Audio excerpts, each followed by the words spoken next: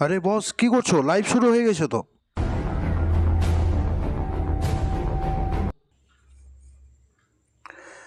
এখন আপনারা দেখছেন খবর 420 বাংলা, আর আমি আপনাদের সাথে আছি সুলতান মন্ডল চুলকান বগল। এই মুহূর্তে সবচেয়ে বড় খবরটি হচ্ছে পাড়ার এক কাকিমা কিস্তির টাকা শোধ করতে না পারায় দলের স্যারকেই বিয়ে করে বসলো। একই কাণ্ড।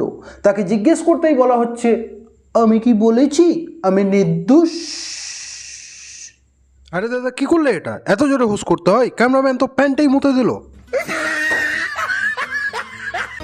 তারপরে আরো বলেছে, তখন আমার আবেগে কাজ করেছে, বিবেকে কাজ করে নাই।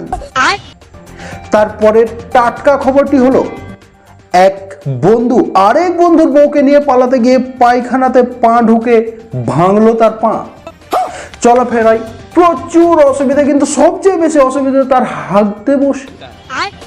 তারপরের খবর, এ কি খবর শুনলাম আমি?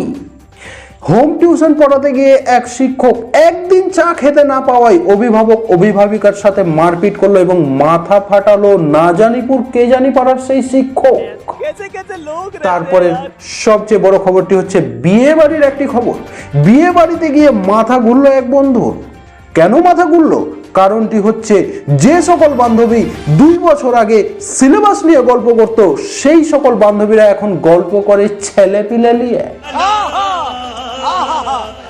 তারপরের খবরটি হচ্ছে, আমাকে ভোগ লেগেছে, আমি আর খবর বলতে পারবো না মানে পারবো না। Bye, tata.